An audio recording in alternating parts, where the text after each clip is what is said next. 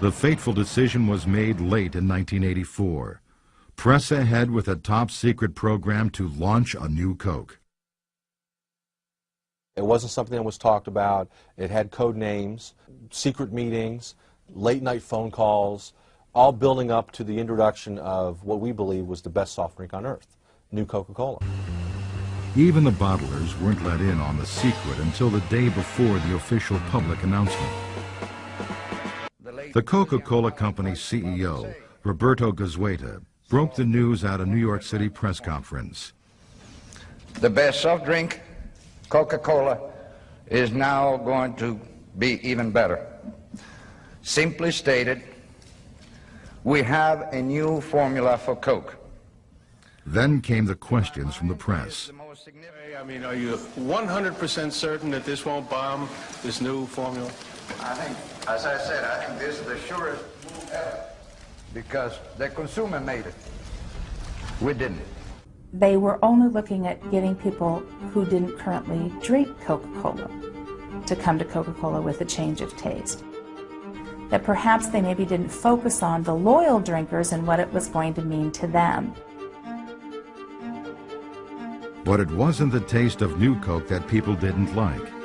It was the idea of it, of changing a constant like Coca-Cola.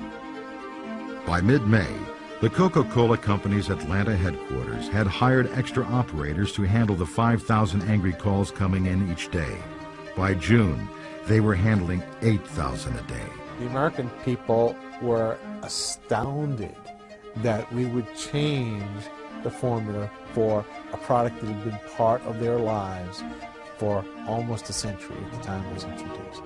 And they told us in no uncertain terms that we shouldn't do that. We didn't have the right to change the formula of their product. Let me read you a few letters. Here's one from Michigan. A nurse writes, "My history with Coke covers a lifetime. I cut my teeth drinking Coke. I went to the drive-in restaurants and ordered Coke.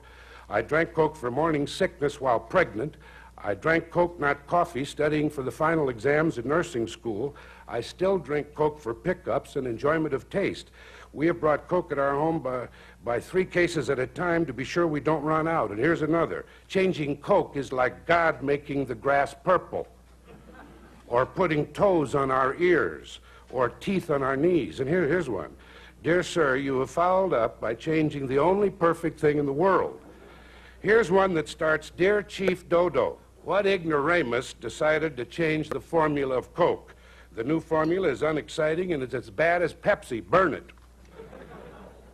Here's a letter from California. "I don't think I'd be more upset if you were to burn the flag in our front yard." And a real patriot writes, "Changing the flavor of Coca-Cola would be like tearing down the White House." Here's one. "Dear sirs, Coke has always been like apple pie and mom, something you could count on. I'm glad the person who came up with this dumb idea wasn't around when the Mona Lisa was painted. He probably would have said that her smile wasn't big enough." Our boss is the consumer.